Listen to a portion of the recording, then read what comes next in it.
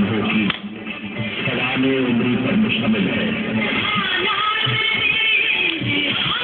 حضرت عثمان شاہ مروندی المعروف حضرت صفی لال شہباز قلندر رضی اللہ تعالیٰ عنہ صوفیاء سندھ کے اس قبیلے سے تعلق رکھتے ہیں جس نے اس خطے میں دین اسلام کے فروغ اور سربلندی کے لیے اہم کردار ادا کیا۔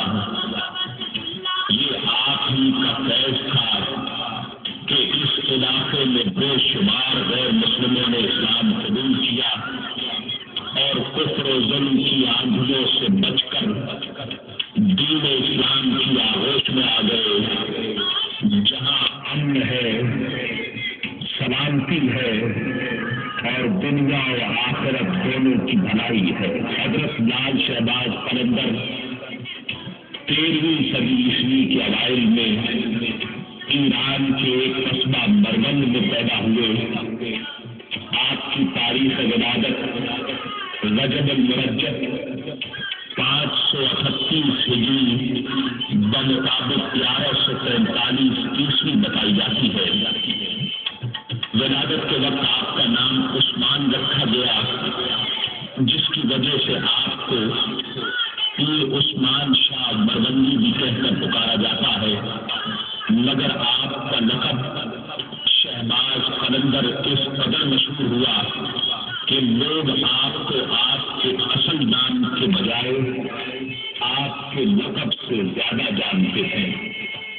حضرت لال شہباز قلندر سادات کرام میں سے تھے اور بہت حسین و جمیل اور نہایت خوبصورت تھے۔ آپ نے نہایت کم عمری میں ہی پہلے ناظرہ قرآن اور پھر قرآن پاک حفظ کرنے کا شرف حاصل کر دیا۔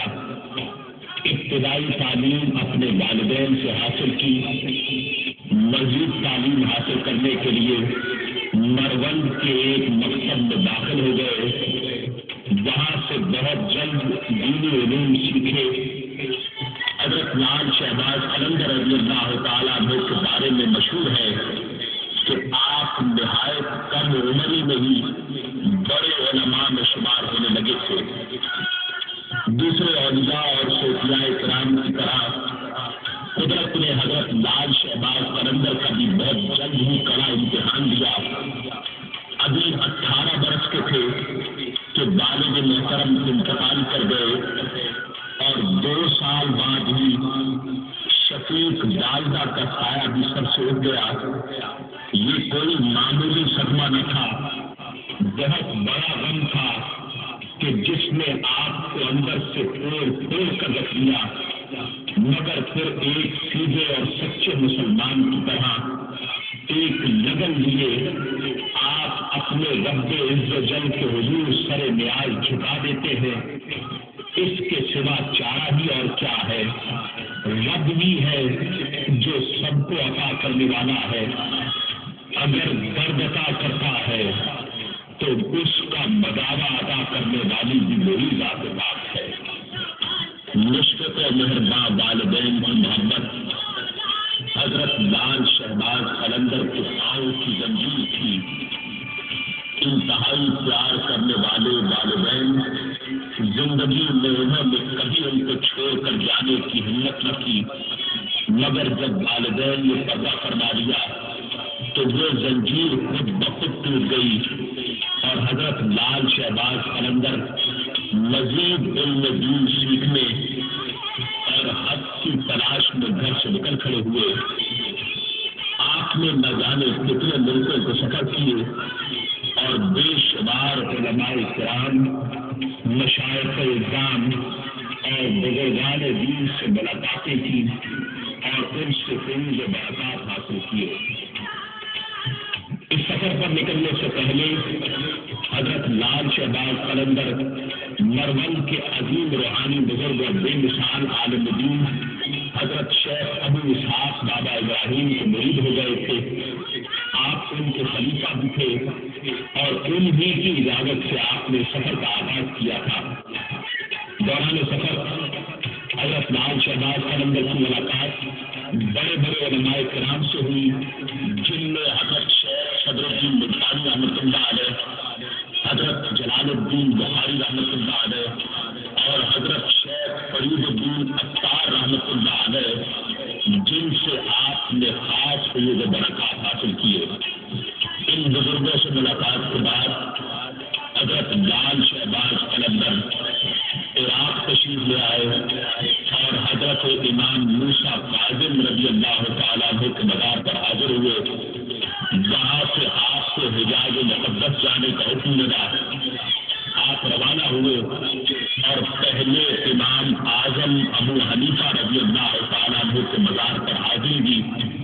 اس کے بعد حضرت شیخ عبد القادر جیلانی رضی اللہ تعالیٰ عنہ المعروف غوث العظم دستگیر کی درگاہ پر حاضر ہو کر روحانی فیض حاصل کیا اور اس کے بعد عازم مکہ و مدینہ شریف ہوئے۔